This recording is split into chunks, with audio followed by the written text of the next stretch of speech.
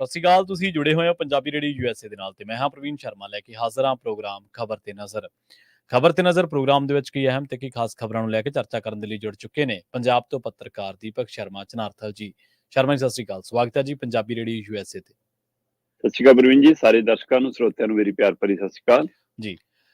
ਅੱਗੇ ਵਧਣ ਤੋਂ ਪਹਿਲਾਂ ਧੰਨਵਾਦ ਕਰਦੇ ਚਲੀਏ ਸਪਾਂਸਰ ਦਾ ਜਿਹੜੇ ਜ਼ਰੀਆ ਬਣਦੇ ਨੇ ਇਹਨਾਂ ਪ੍ਰੋਗਰਾਮਾਂ ਨੂੰ ਤੁਹਾਡੇ ਤੱਕ ਪਹੁੰਚਾਉਣ ਦੇ ਲਈ। ਖਾਲਸਾ ਇੰਸ਼ੋਰੈਂਸ ਏਜੰਸੀ ਵਾਲੇ, ਜਿਨ੍ਹਾਂ ਤੋਂ ਤੁਸੀਂ ਹਰ ਤਰੀਕੇ ਦੀ ਇੰਸ਼ੋਰੈਂਸ ਲੈ ਸਕਦੇ ਹੋ। ਇੰਸ਼ੋਰੈਂਸ ਬਾਰੇ ਪਤਾ ਕਰਨ ਦੇ ਲਈ ਇਹਨਾਂ ਦਾ ਨੰਬਰ ਹੈ 408-272-2500। ਇਹ ਪਿਛਲੇ ਕਈ ਦਹਾਕਿਆਂ ਤੋਂ ਇੰਸ਼ੋਰੈਂਸ ਬਿਜ਼ਨਸ ਦੇ ਵਿੱਚ ਸ਼ਾਨਦਾਰ ਸੇਵਾਵਾਂ ਦੇ ਰਹੇ ਨੇ ਤੇ ਅਮਰੀਕਾ ਭਰ ਦੇ ਵਿੱਚ ਇੰਸ਼ੋਰੈਂਸ ਕਰਦੇ ਨੇ। ਓਬਾਮਾ ਕੇਅਰ, ਮੈਡੀਕੇਅਰ ਜਾਂ ਫਿਰ ਕਵਰਡ ਕੈਲੀਫੋਰਨੀਆ ਬਾਬਤ ਪਾਲਿਸੀ ਕਰਵਾਉਣ ਦੇ ਲਈ, ਸਲਾਹ ਲੈਣ ਦੇ ਲਈ ਅੱਜ ਹੀ ਕਾਲ ਕਰੋ 408-272-2500 ਤੇ। ਟਰਕੀਅਨ ਇਮੀਗ੍ਰੇਸ਼ਨ ਲਾ ਫਰਮ ਵਾਲੀ ਜੇ ਟਰਕੀਅਨ ਟੌਰਨੀ ਟਰਕੀਅਨ ਦੇ ਨਾਲ ਤੁਸੀਂ ਯੂਐਸ ਇਮੀਗ੍ਰੇਸ਼ਨ ਬਾਬਤ ਕੋਈ ਵੀ ਸਲਾਹ ਕਰਨੀ ਹੈ, ਕੋਈ ਵੀ ਸਵਾਲ ਪੁੱਛਣਾ ਤੇ ਇਹਨਾਂ ਦਾ ਨੰਬਰ ਹੈ 415-909-0503।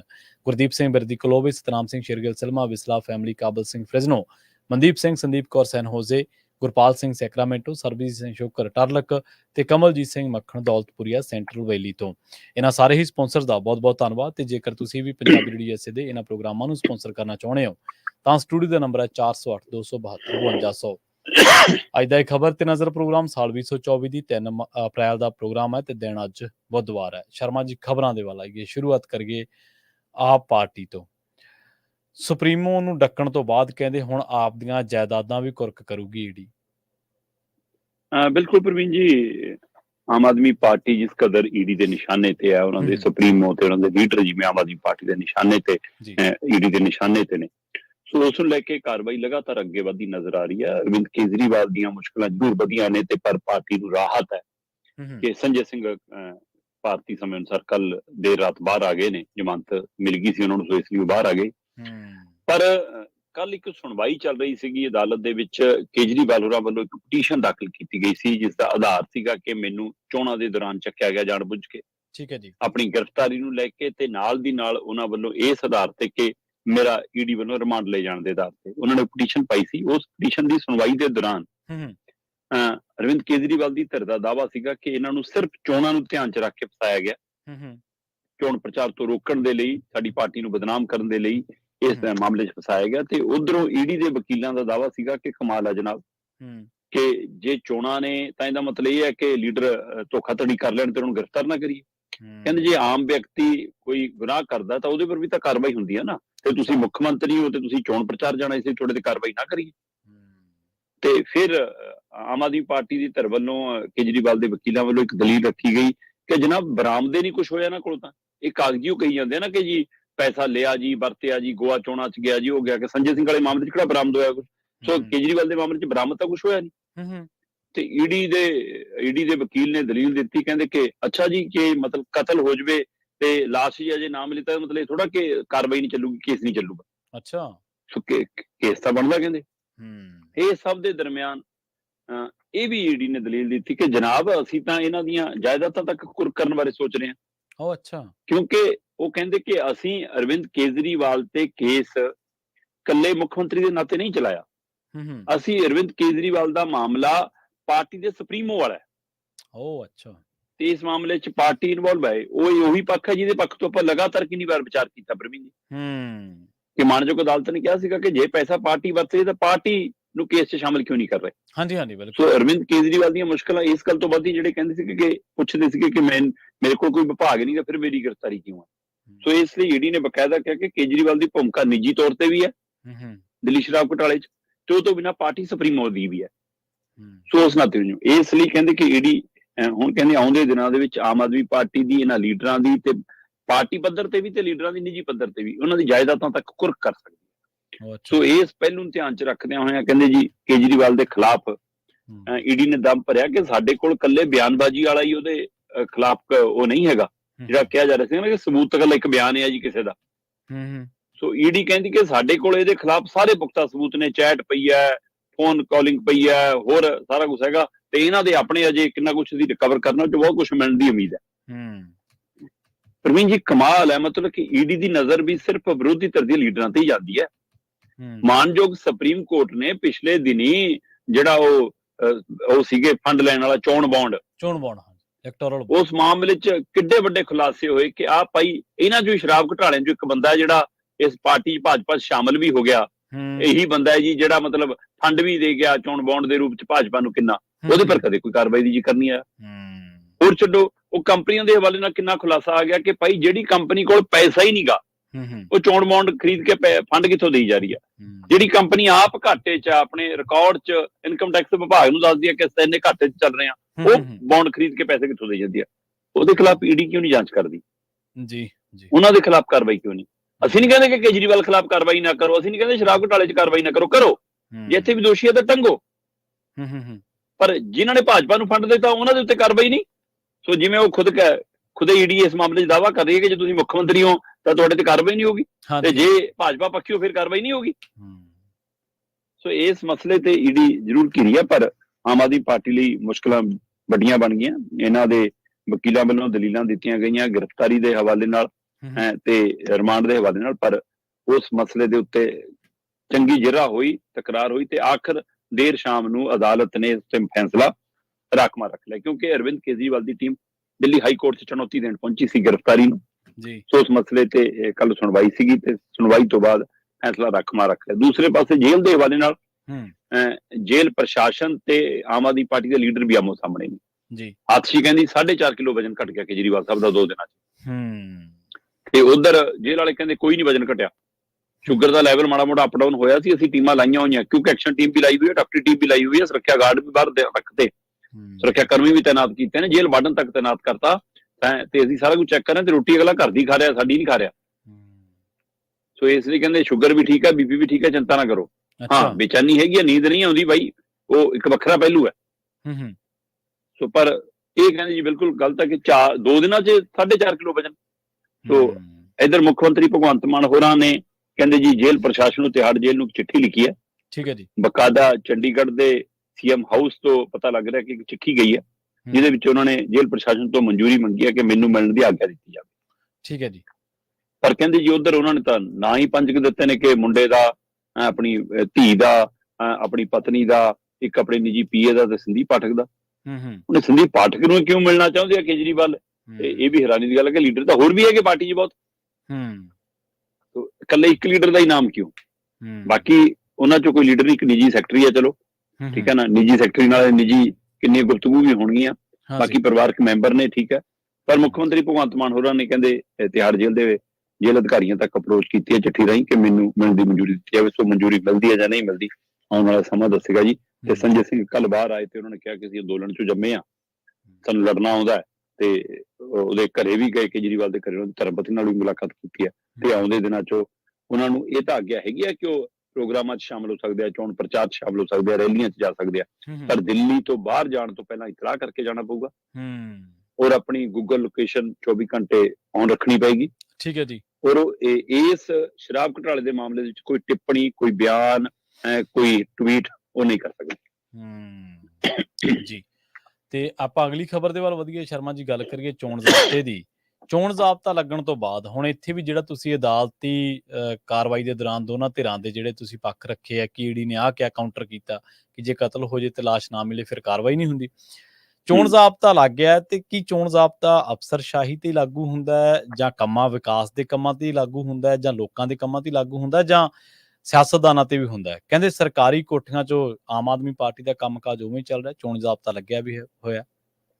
ਬਿਲਕੁਲ ਪ੍ਰਵੀਨ ਜੀ, ਵੈਸੇ ਤਾਂ ਪੂਰਾ ਸਿਸਟਮ ਜਦੋਂ ਚੋਣ ਜ਼ਾਬਤਾ ਲੱਗਦਾ ਤਾਂ ਉਸ ਚੋਣ ਕਮੇਟੀ ਦੇ ਅਧੀਨ ਆ ਜਾਂਦਾ ਹੈ ਨਾ, ਚੋਣ ਕਮਿਸ਼ਨ ਦੇ ਅਧੀਨ ਆ ਜਾਂਦਾ, ਤੇ ਚੋਣ ਕਮਿਸ਼ਨ ਦੀ ਕਾਰਵਾਈ ਲਗਭਗ ਵੱਖ-ਵੱਖ ਜ਼ਿਲ੍ਹਿਆਂ ਦੇ ਵਿੱਚ ਤੈਨਾਤ ਅਧਿਕਾਰੀ ਚਲਾਉਂਦੇ ਨੇ। ਸੋ ਉਹ ਅਮਲਾ ਫਾਲਾ ਜਿਹੜਾ ਕਿਸੇ ਸਮੇਂ ਸਰਕਾਰ ਨੂੰ ਜਵਾਬਦੇਹ ਹੁੰਦਾ, ਉਹ ਇੰਡੀਪੈਂਡੈਂਟ ਹੋ ਕੇ ਕੰਮ ਕਰਦਾ, ਬਸ ਇੰਨਾ ਕੀ ਫਰਕ ਹੁੰਦਾ ਨਾ। ਸੋ ਅਧਿਕਾਰੀ ਤਾਂ ਉਹੀ ਹੁੰਦੇ ਨੇ ਜਿਹੜੇ ਸਵੇਰੇ ਉੱਠ ਕੇ ਮੰਤਰੀਆਂ ਸੰਤਰੀਆਂ ਨੂੰ ਸਲਾਮ ਠੋਕਦੇ ਨੇ। ਸੋ ਇਸ ਲਈ ਉਹ ਉਹਨਾਂ ਦੇ ਦਬਾਅ ਬਣਿਆ ਰਹਿੰਦਾ, ਇਹ ਅਸਰ ਰਹਿੰਦਾ, ਉਹਦਾ ਹੀ ਨਤੀਜਾ ਕਿ ਪੰਜਾਬ ਦੇ ਵਿੱਚ ਐਮਐਲਏਆਂ ਦੇ ਨਾਂ ਤੇ 2 ਕੋਠੀਆਂ ਨੇ। ਮਤਲਬ ਐਮਐਲਏਆਂ ਨੂੰ ਮੰਤਰੀਆਂ ਵਾਲੀ ਕੈਟਾਗਰੀ 'ਚ 2 ਕੋਠੀਆਂ ਦਿੱਤੀਆਂ ਹੋਈਆਂ ਨੇ, ਪਰ ਉਹ 2 ਹੀ ਐਮਐਲਏ ਉਹਨਾਂ 'ਚ ਰਹਿੰਦੇ ਨਹੀਂਗੇ, ਤੇ ਉਹਨਾਂ 'ਚੋਂ ਦਫ਼ਤਰ ਦਾ ਕੰਮ ਚੱਲਦਾ, ਆਮ ਆਦਮੀ ਪਾਰਟੀ ਦਾ ਕੰਮ ਚੱਲਦਾ। ਸੋ ਉੱਥੋਂ ਦਫ਼ਤਰ ਤੋਂ ਪ੍ਰਚਾਰ ਦਾ, ਪ੍ਰਸਾਰ ਦਾ, ਪ੍ਰੈਸ ਕਾਨਫਰੰਸ ਸਾਰਾ ਕੰਮ ਚੱਲਦਾ। ਹੁਣ ਕੀ ਮੰਤਰੀਆਂ ਵਾਲੀ, ਐਮਐਲਏ ਵਾਲੀ ਕੋਠੀਆਂ ਦੇ ਵਿੱਚੋਂ ਪਾਰਟੀ ਦਾ ਕੰਮ ਹੋ ਸਕਦਾ?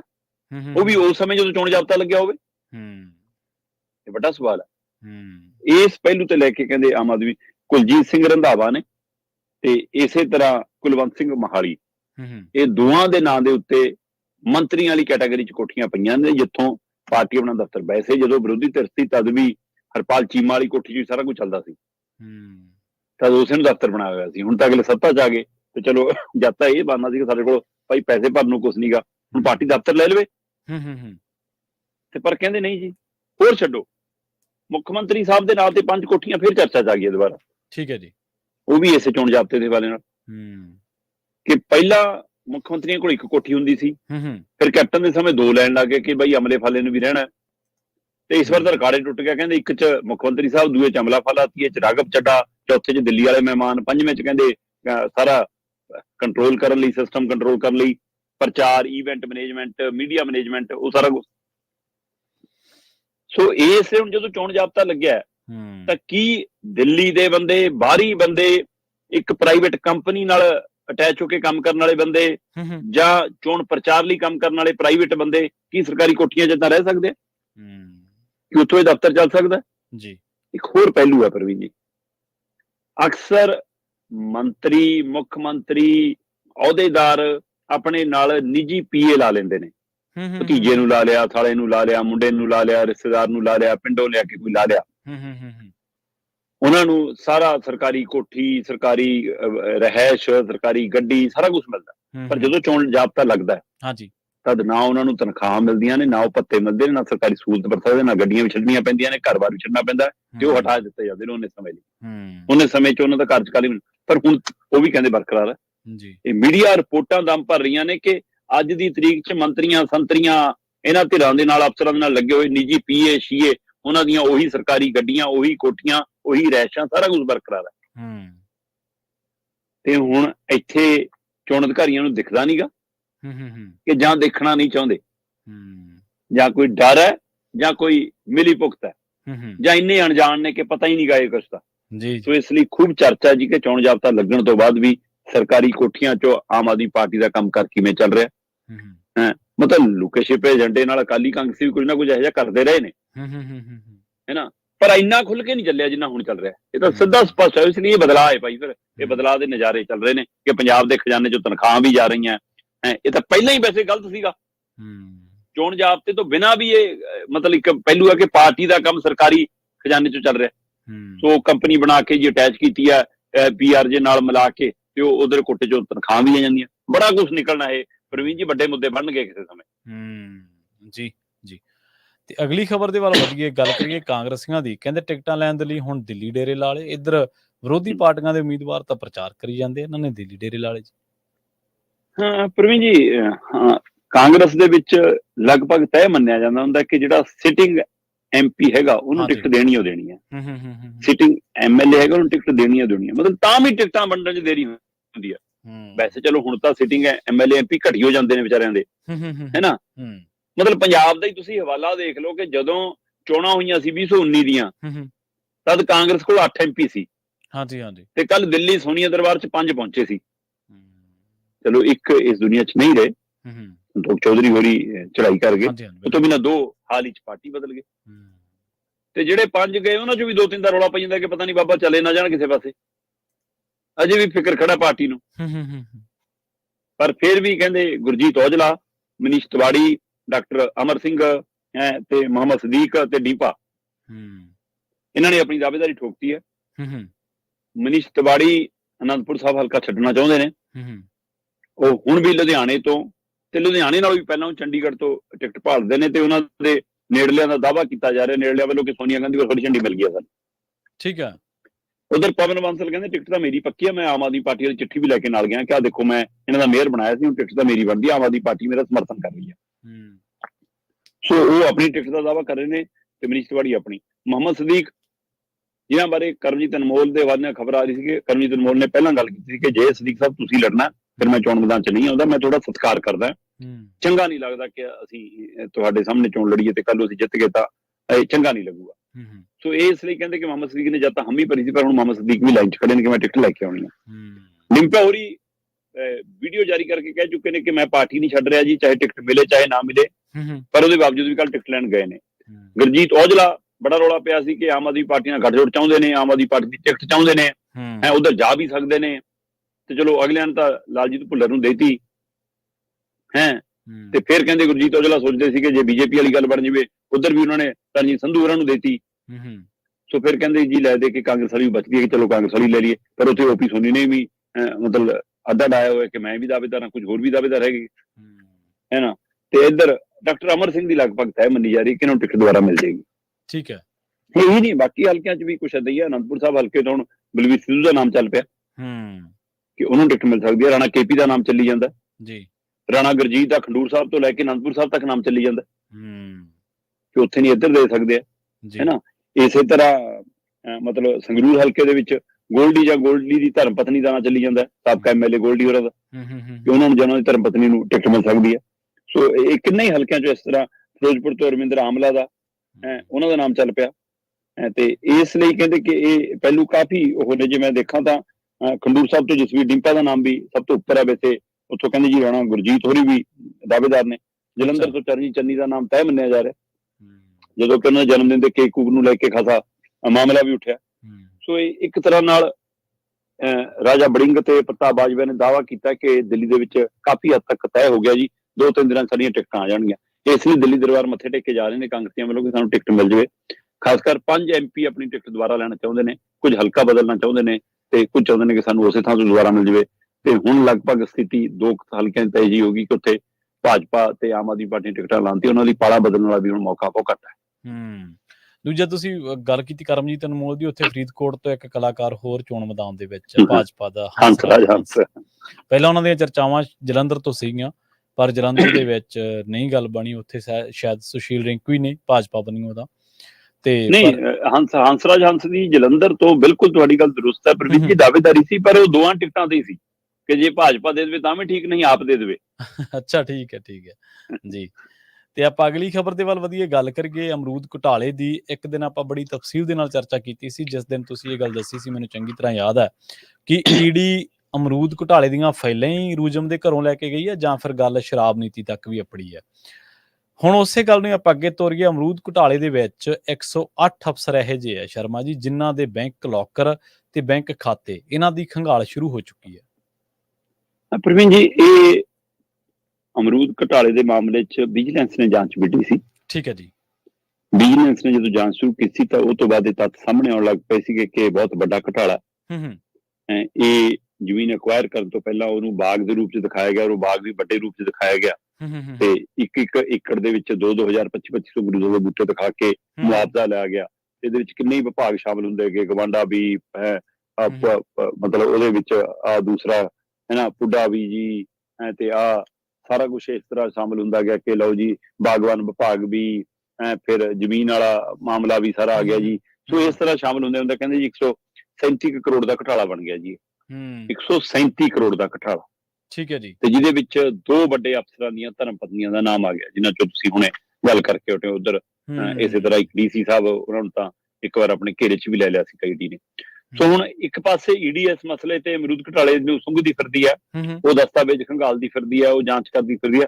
ਦੂਸਰੇ ਪਾਸੇ ਵਿਜੀਲੈਂਸ ਨੇ ਦੁਬਾਰਾ ਇਸ ਮਸਲੇ ਤੇ ਆਪਣੀਆਂ ਫਾਈਲਾਂ ਖੋਲ ਲਈਆਂ, ਕਿਉਂਕਿ ਵਿਜੀਲੈਂਸ ਤੋਂ ਹੀ ਈਡੀ ਸਾਰੀ ਜਾਣਕਾਰੀ ਲੈ ਰਹੀ ਹੈ ਨਾ। ਸੋ ਵਿਜੀਲੈਂਸ ਹੁਣ ਕਹਿੰਦੀ ਕਿ ਅਸੀਂ ਉਹ ਤੋਂ ਅਗਲੇ ਪੜਾਅ ਤੇ ਜਾ ਰਹੇ ਹਾਂ ਕਿ ਇਹਦੇ ਵਿੱਚ ਹੁਣ ਇਹ ਜਿਹੜਾ ਮਿਲਾਨ ਕਰਨਾ, ਉਹ ਇਹ ਕਰਨਾ ਹੈ ਕਿ ਇਹਨਾਂ ਦੇ ਖਾਤਿਆਂ 'ਚ ਟ੍ਰਾਂਜੈਕਸ਼ਨਾਂ ਕੀ ਨੇ। ਠੀਕ ਹੈ ਜੀ। ਜਿਹੜੇ ਇਸ ਮਾਮਲੇ 'ਚ ਘਿਰੇ ਨੇ 108 ਦੇ ਕਰੀਬ ਅਫਸਰ ਵੱਖ-ਵੱਖ ਪੱਧਰ ਦੇ ਹੈਗੇ ਨੇ, ਛੋਟੇ ਬੜੇ ਲੈਵਲ ਦੇ, ਇਹ ਵੀ ਕੈਟਾਗਰੀ ਵਾਲੇ। ਜੋ 108 ਅਫਸਰ ਨੇ, ਉਹਨਾਂ ਦੇ 118 ਤੋਂ ਵੱਧ ਖਾਤੇ ਨੇ ਜੀ। ਤੇ 118 ਤੋਂ ਵੱਧ ਖਾਤਿਆਂ ਦੀ ਇਸ ਪੱਖੋਂ ਜਾਂਚ ਕਰਨੀ ਹੈ ਕਿ ਜਿਹੜੀ ਉਹਨਾਂ ਦੀ ਆਮਦਨ ਦੇ ਸਰੋਤ ਨੇ। ਪ੍ਰਵੀਨ ਜੀ, ਕਈਆਂ ਦੇ ਮੰਨ ਲਓ ਕਿ ਪਹਿਲਾਂ ਤੋਂ ਦੱਸਤਾ ਕਿ ਉਹਨਾਂ ਦਾ ਕਾਰੋਬਾਰ ਚੱਲਦਾ ਜੀ। ਠੀਕ ਹੈ। ਹਾਂਜੀ। ਕਈਆਂ ਦਾ ਇਹ ਹੈ ਜੀ ਕਿ ਹਾਂ ਖੇਤੀਬਾੜੀ ਹੈ ਜੀ, ਜ਼ਮੀਨ ਹੈ ਜੀ। ਕਈਆਂ ਦੀ ਪਰਿਵਾਰ ਦੀ ਆੜਤ ਵਿੱਚ ਹਿੱਸੇਦਾਰੀ ਹੈ ਜੀ, ਤੇ ਨਾਲ ਉਹ ਅਫਸਰ ਵੀ ਲੱਗੇ ਨੇ। ਤੇ ਜਾਂ ਅਫਸਰੀ 'ਚ ਆਉਣ ਤੋਂ ਬਾਅਦ ਜਾਂ ਸ਼ੋਰੂਮ ਖਰੀਦ ਲਿਆ ਜੀ, ਆਹ ਖਰੀਦਿਆ, ਇੱਥੋਂ ਕਿਰਾਇਆ ਹੁੰਦਾ ਜੀ, ਉਹ ਸਾਰਾ ਕੁਝ ਦੱਸਦੇ ਨੇ ਜੀ। ਪਰ ਉਹ ਕੁੱਲ ਆਮਦਨ ਉਹਨਾਂ ਦੀ ਕਿੰਨੀ ਬਣਦੀ ਹੈ ਤੇ ਪਰ ਆਈ ਕਿੰਨੀ ਹੈ ਖਾਤਿਆਂ 'ਚ ਟ੍ਰਾਂਜੈਕਸ਼ਨਾਂ ਦੇ ਰੂਪ 'ਚ, ਉਹਨੂੰ ਵੀ ਮਿਲਾਨ ਕਰਨ ਦੀ ਕੋਸ਼ਿਸ਼ ਕੀਤੀ ਜਾ ਰਹੀ ਹੈ।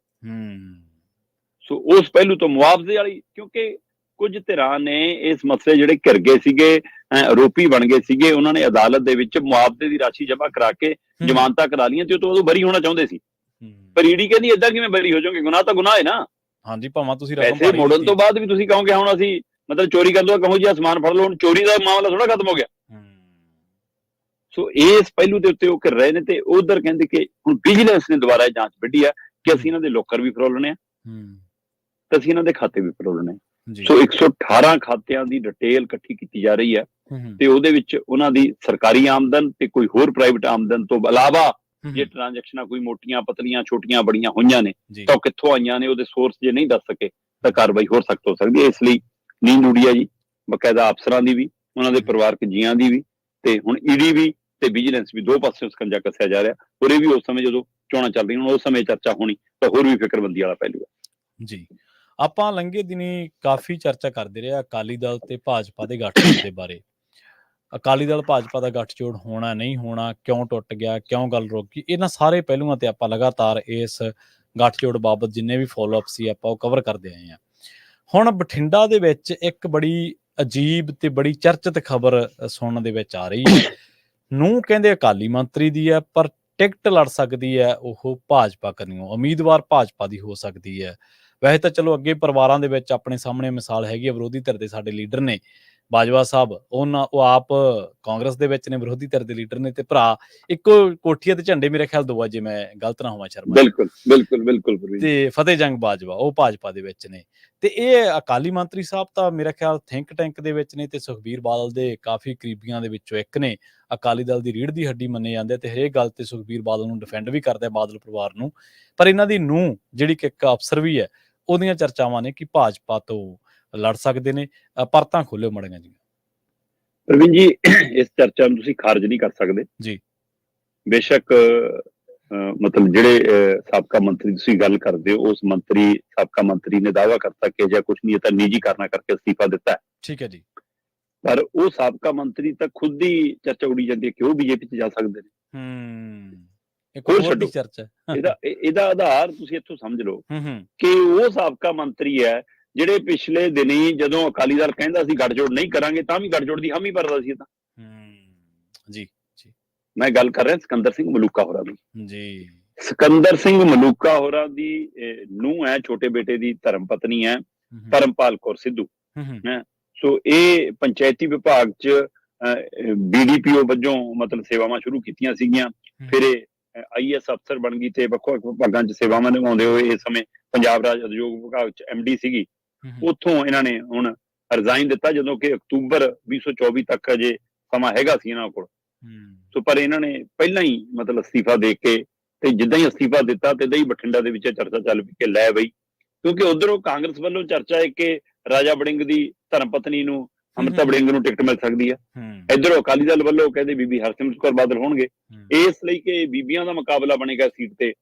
ਵੈਸੇ ਤਾਂ ਦਾਅਵਾ ਕਰਨ ਦੇ ਵਿੱਚ ਤਾਂ ਤੁਸੀਂ ਕਹਿ ਸਕਦੇ ਹੋ ਮਨਪ੍ਰੀਤ ਬਾਦਲ ਨੇ ਵੀ ਦਾਅਵਾ ਕੀਤਾ ਸੀਗਾ ਕਿ ਮੈਂ ਹੁਣ ਠੀਕ ਹਾਂ, ਸਿਹਤ ਜਾਵਾਂ। ਠੀਕ ਹੈ ਜੀ, ਠੀਕ ਹੈ ਨਾ। ਉਹ ਤੋਂ ਬਿਨਾਂ ਹੋਰ ਵੀ ਕਈ ਟਿਕਟ ਲੈਣ ਦੇ ਇੱਛਕ ਨੇ ਜਿਹੜੇ ਅਕਾਲੀਆਂ ਚੋਂ ਆਏ ਹੋਏ ਨੇ ਭਾਜਪਾ ਕੰਨੀ। ਮਨਪ੍ਰੀਤ ਨਾਲ ਪਿਆਰ ਵੀ ਬਹੁਤ ਆਇਆ ਹੈ ਨਾ, ਉਹ ਉਹਨਾਂ ਵੱਲੋਂ ਵੀ ਦਾਅਵੇ ਨੇ। ਪਰ ਇੱਧਰ ਹੁਣ ਪਰਮਪਾਲ ਕੌਰ ਸਿੱਧੂ ਹੋਰਾਂ ਦਾ ਜਿੱਦਾਂ ਹੀ ਅਸਤੀਫਾ ਆਉਂਦਾ, ਉਹ ਤੋਂ ਬਾਅਦ ਚਰਚਾ ਚੱਲਦੀ ਹੈ ਕਿ BJP ਦੇ ਸੰਪਰਕ 'ਚ ਨੇ। ਠੀਕ ਹੈ ਜੀ, ਤੇ ਹੁਣ ਟਿਕਟ ਮਿਲ ਸਕਦੀ ਹੈ। ਪ੍ਰਵੀਨ ਜੀ, ਪਿਛਲੇ ਦਿਨ ਹੀ ਕਾਫੀ ਰੌਲਾ ਪਿਆ ਕਿ ਰਖੜਾ ਪਰਿਵਾਰ ਫਿਰ ਇੱਕ ਵਾਰ ਚੰਦੂ ਮਾਜਰਾ ਹੋਰਾਂ ਦਾ, ਮਲੂਕਾ ਹੋਰਾਂ ਦਾ, ਕਿ ਜਿੱਦਾਂ ਚੱਲੇ ਜੀ ਸ਼ਾਮਲ ਹੋ ਰਹੇ ਨੇ। ਮਲੂਕਾ ਹੋਰੀ ਤੁਸੀਂ ਥਿੰਕ ਟੈਕ ਕਹਿੰਦੇ ਹੋ, ਕੱਲ ਕੋਰ ਕਮੇਟੀ ਦੀ ਮੀਟਿੰਗ ਤੋਂ ਬਾਅਦ ਅਕਾਲੀ ਦਲ ਨੇ ਆਪਣੀ ਚੋਣ ਮੈਨੀਫੈਸਟੋ ਕਮੇਟੀ ਬਣਾਈ, ਉਹਦੇ ਵਿੱਚ ਮੁੱਖ ਹਿੱਸਾ ਨੇ, ਮੁੱਖ ਭੂਮਿਕਾ ਦੇ ਵਿੱਚ ਨੇ ਸਿਕੰਦਰ ਸਿੰਘ ਮਲੂਕਾ ਹੋਰੀ। ਮਤਲਬ ਅਕਾਲੀ ਦਲ ਲਈ ਝਟਕਾ ਹੋਵੇਗਾ ਜੇਕਰ ਇਹ ਹੋ ਜਾਂਦਾ। ਵੈਸੇ ਮਲੂਕਾ ਹੋਰਾਂ ਨੇ ਇਸ ਗੱਲ ਤੋਂ ਸਪਸ਼ਟ ਖੰਡਨ ਕੀਤਾ ਕਿ ਨਹੀਂ ਜੀ, ਕੋਈ ਗੱਲਬਾਤ ਨਹੀਂ, ਉਹੀ ਮੀਡੀਆ 'ਚ ਹਵਾ ਬਣਾਈ ਜਾ ਰਹੀ ਹੈ ਗੱਲ ਦੀ। ਸੋ ਕੀ ਇਹ ਟੈਸਟ ਕਰਕੇ ਦੇਖਿਆ ਜਾ ਰਿਹਾ ਕਿ ਇਹਦਾ ਕਿੰਨਾ ਕੁ ਵਿਰੋਧ ਹੁੰਦਾ, ਕਿੰਨਾ ਕੀ ਹੁੰਦਾ, ਜਾਂ ਅਕਾਲੀ ਦਲ 'ਚ ਕੋਈ ਮੁੱਲ ਪਾਉਣ ਦੀ ਕੋਸ਼ਿਸ਼ ਤਾਂ ਨਹੀਂ ਹੋਰ ਵੱਡਾ। ਸੋ ਇਸ ਪਹਿਲੂ ਤੇ ਵੀ ਮਤਲਬ ਕਿ ਸੋਚਣ ਦੀ ਗੱਲ ਹੈ ਕਿ ਕੀ ਇਹ ਤਾਂ ਨਹੀਂ ਕਿ ਹਰਸਿਮਰਤ ਦੀ ਟਿਕਟ ਕੱਟ ਕੇ ਪਰਮਪਾਲ ਕੌਰ ਨੂੰ ਦੇ ਦਿਓ ਜੀ। ਹਾਂਜੀ, ਬਿਲਕੁਲ ਇਹ ਕੋਸ਼ਿਸ਼ ਤਾਂ ਨਹੀਂ। ਸੋ ਜਾਂ ਫਿਰ ਸੱਚਮੁੱਚ BJP ਦੇ ਸੰਪਰਕ 'ਚ ਨੇ।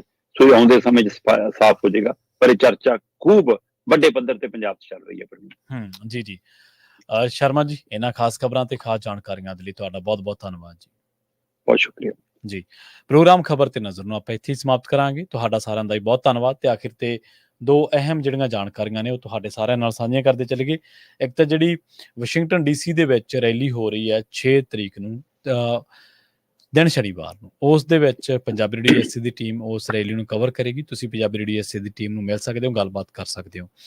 ਦੂਜਾ ਜਿਹੜਾ ਹੈ ਉਹ ਇਹ ਹੈ ਕਿ ਪੰਜਾਬੀ ਰੇਡੀਓ USA ਦਾ ਸਭ ਤੋਂ ਵੱਡਾ ਰੇਡੀਓ ਸਟੇਸ਼ਨ 1170 AM ਕੈਲੀਫੋਰਨੀਆ ਦਾ ਸਭ ਤੋਂ ਵੱਡਾ ਰੇਡੀਓ ਸਟੇਸ਼ਨ ਹੈ, 50,000 ਵਾਟ ਦਾ, ਜਿਹਦੀ ਕਵਰੇਜ ਬਹੁਤ ਦੂਰ ਦੂਰ ਦੇ ਇਲਾਕਿਆਂ ਤੱਕ ਹੈ। ਉਸ ਸਟੇਸ਼ਨ ਨੂੰ ਤੁਸੀਂ ਕਿੱਥੇ ਕਿੱਥੇ ਸੁਣ ਰਹੇ ਹੋ, ਆਪਣਾ ਨਾਮ, ਪਤਾ ਤੇ ਇਹਦੇ ਨਾਲ ਕਿੱਥੇ ਸੁਣ ਰਹੇ ਹੋ, ਉਹ ਸਾਡੇ ਨਾਲ ਸ਼ੇਅਰ ਕਰੋ। ਪੰਜਾਬੀ ਰੇਡੀਓ USA ਦਾ ਨੰਬਰ ਹੈ 468 272 5200। ਸਟੂਡੀਓ ਦੇ ਵਿੱਚ ਤੁਸੀਂ ਆਪਣਾ ਨਾਮ ਲਿਖਾਓ, ਆਪਣਾ ਨੰਬਰ ਲਿਖਾਓ, ਆਪਣਾ ਪਤਾ ਲਿਖਾਓ। ਇੱਕ ਲੱਕੀ ਡਰਾ ਦੇ ਤੁਸੀਂ ਵਿਜੇਤਾ ਬਣ ਸਕਦੇ ਹੋ, ਇਹ ਸਾਰੀਆਂ ਜਾਣਕਾਰੀਆਂ ਸਾਂਝੀਆਂ ਕਰਕੇ। ਪ੍ਰੋਗਰਾਮ ਖਬਰ ਤੇ ਨਜ਼ਰ ਨੂੰ ਇੱਥੇ ਹੀ ਸਮਾਪਤ ਕਰਾਂਗੇ। ਬਹੁਤ ਬਹੁਤ ਧੰਨਵਾਦ। ਸਤਿ ਸ਼੍ਰੀ ਅਕਾਲ। ਜੁੜੇ ਰਹੋ ਪੰਜਾਬੀ ਰੇਡੀਓ USA ਦੇ ਨਾਲ।